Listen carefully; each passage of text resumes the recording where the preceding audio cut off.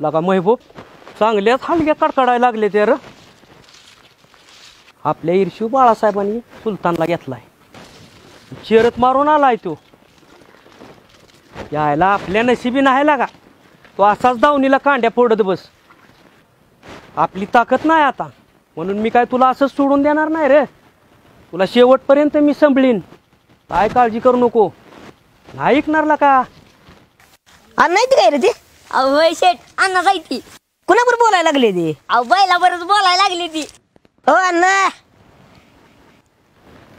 काय चोर बैलावर काय बोलताय? आता आमच्या संग कुठं माणूस राहिलाय बोलाय, ह्याच्या संगच बोलायचं ना. वय वय तुम्ही म्हणताय ते पण बरोबर आहे. तो तर किती दिवस राहणार आहे? आता अजून किती वेळ सांभाळणार आहे? एक ना एक दिवस विकणारच की. त्याच्या विकणार नाही मी त्याला. तुम्हाला कोण म्हणलं रे?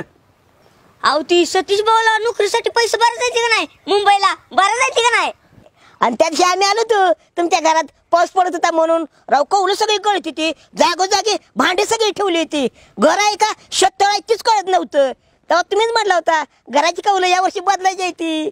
झाली का पैसे जुळणी कौलं बदलायला? नाही झाली, कौलं बी बदलायची येते आणि नोकरीला बी पैसे भरायचेत.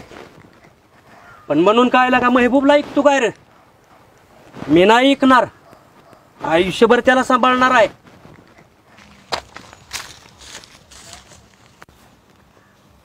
शेठ शंकरांना गेलं घेऊ. अरे गेलं तर जाऊ दे, त्यांच्या पोरानं आपल्याला काय सांगितलंय? बैल विकायचा आहे, गिराईक बघा. अरे बैल बघ कसला दिसतोय या. चल फोटो काढूया आणि झाडून सगळ्या ग्रुपला टाकूया. बघ गिराईक पळत आलं पाहिजे. चल.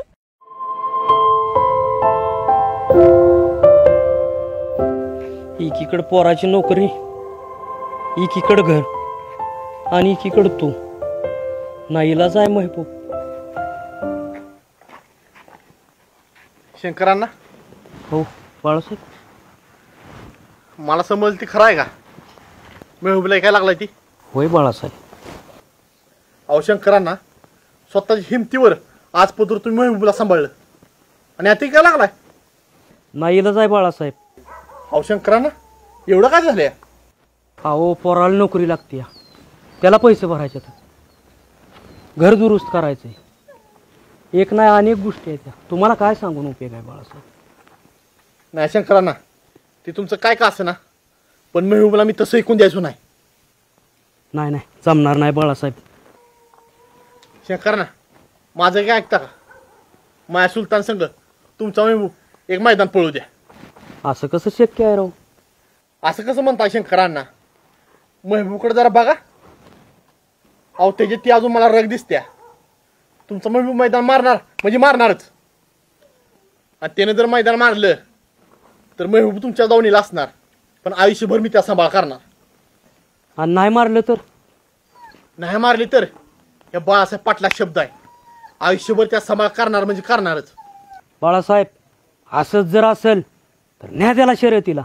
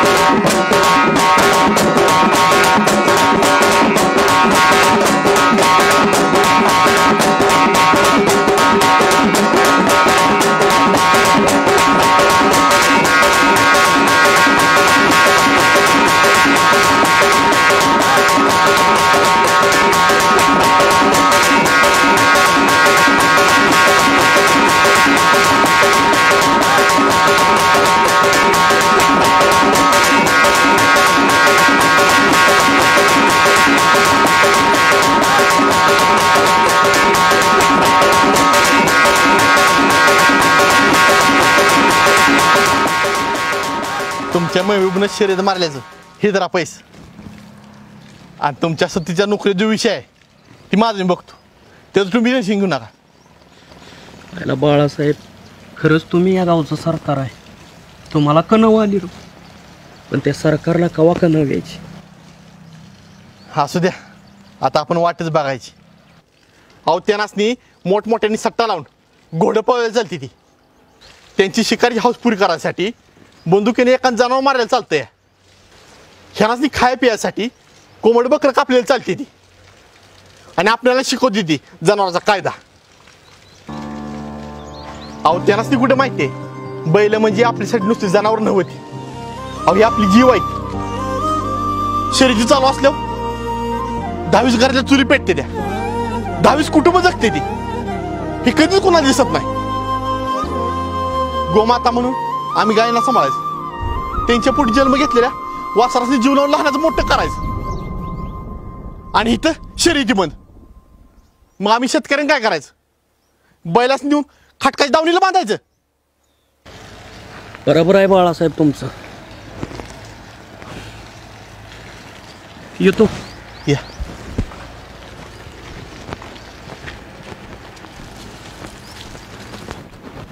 चला रे, बरोबर.